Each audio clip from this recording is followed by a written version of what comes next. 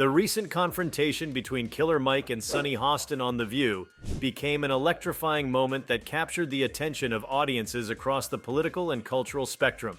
Killer Mike, a rapper, activist, and community leader known for his incisive social commentary, has long been a formidable voice on issues such as racial justice, economic inequality, and grassroots political empowerment. His appearance on The View showcased his ability to blend logic, passion, and an unflinching commitment to his principles. Sunny Hostin, an attorney and co-host on the popular daytime talk show, is equally known for her sharp insights and advocacy for progressive causes. However, this exchange demonstrated a clash of perspectives that went beyond a simple debate, delving into complex systemic issues. Before we start, smash the like and subscribe buttons for more updates. The conversation began with a discussion about the state of race relations and economic disparity in America. Sunny Hostin posed a pointed question about Killer Mike's stance on specific policies, probing how his activism aligns with broader political strategies. She sought to challenge him on how certain grassroots approaches could effectively bring about systemic change, particularly within the framework of larger political movements.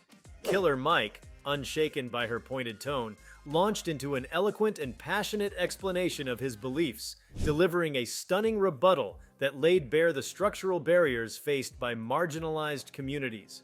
What set Killer Mike apart in this exchange was not just the substance of his argument, but the way he articulated it. He spoke with an unvarnished clarity that simultaneously appealed to reason and emotion.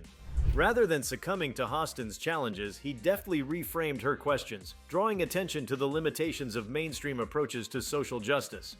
He argued that relying solely on traditional political avenues often perpetuates cycles of inaction, and that transformative change demands a bold rethinking of community agency. By pointing out the disparities in how political promises are rarely fulfilled for marginalized communities, Killer Mike highlighted the need for direct investment in education, local businesses, and community-driven solutions. Sunny Hostin, known for her incisive debating skills, attempted to counter Killer Mike's points by emphasizing the importance of aligning with established political movements.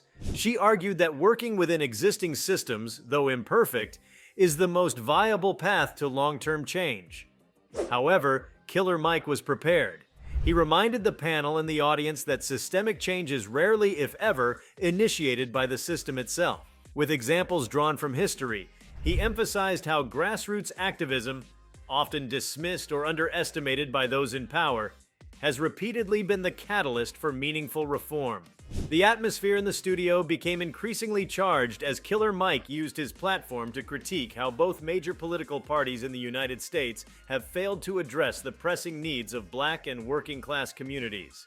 Without singling out one party or another, he exposed how performative gestures and superficial commitments to justice have consistently replaced tangible progress. This was a stark contrast to Hostin's more institutionally grounded approach, which assumed that incremental change within established frameworks was the best, if not the only, path forward. As the conversation continued, Killer Mike turned the discussion toward the importance of economic empowerment. He painted a vivid picture of how wealth creation and self-sufficiency could liberate communities from perpetual dependence on systems that have historically marginalized them. Sunny Hostin pushed back, questioning whether such a focus might inadvertently sideline broader policy efforts that target systemic inequalities. Killer Mike, however, masterfully dismantled this critique by showing how economic independence is foundational to achieving any form of collective liberation. He argued that communities equipped with resources, knowledge, and opportunities could wield far greater power in shaping their destinies than any top-down approach could offer. Another powerful moment came when Killer Mike addressed the role of education in the fight for equality. He underscored the importance of rethinking educational priorities, emphasizing the value of vocational training and financial literacy alongside traditional academic paths. In his view, equipping young people with practical skills and a deep understanding of how economic systems operate would allow them to navigate and ultimately transform a system designed to keep them disenfranchised. Hostin attempted to steer the conversation back towards systemic policy changes, but Killer Mike doubled down, illustrating how local, community-led initiatives have a proven track record of success where broader government programs have fallen short. Throughout this exchange, it was clear that Killer Mike's arguments resonated with a large segment of the audience. His ability to weave together historical context, personal experience, and pragmatic solutions made his points compelling and difficult to dismiss. By contrast, Sunny Hostin's insistence on working within established systems seemed, in comparison, overly cautious and disconnected from the urgency of the issues at hand. The tension between their perspectives highlighted a fundamental debate within social justice movements: whether change is best achieved through institutional collaboration or grassroots revolution. Killer Mike's delivery also reflected his deep connection to the communities he advocates for. He spoke not as an outsider theorizing about oppression, but as someone intimately familiar with its realities. His critiques of systemic failures were grounded in lived experiences, lending his arguments an authenticity that resonated powerfully. While Hostin's perspective was rooted in her background as a legal professional and media personality, Killer Mike's voice carried the weight of a movement determined to rewrite the narrative. The implications of this fiery exchange extend far beyond the confines of daytime television. At its core, the debate between Killer Mike and Sunny Hostin represents a microcosm of broader ideological divides within modern progressive movements. On one side are those who believe that working within existing frameworks, however flawed, is the most pragmatic path to progress. On the other are voices like Killer Mike's, which call for a more radical reimagining of systems that many believe are fundamentally broken. This debate reflects the challenges faced by activists and organizers in finding common ground while pursuing justice and equality. One of the most striking aspects of this conversation was Killer Mike's unwavering commitment to empowering individuals and communities to take control of their futures. He did not dismiss the value of systemic reform outright, but emphasized that meaningful change cannot wait for institutions to act. This perspective challenges the status quo and invites deeper reflection on the role of personal and collective agency in overcoming systemic barriers. Sunny Hostin's arguments, though well-intentioned, appeared to falter under the weight of Killer Mike's relentless focus on practical, community-based solutions. The exchange between Killer Mike and Sunny Hostin is likely to be remembered as a pivotal moment in the ongoing discourse surrounding race, class, and systemic change. It highlighted the need for diverse voices and approaches in the fight for justice, as well as the challenges inherent in reconciling differing strategies.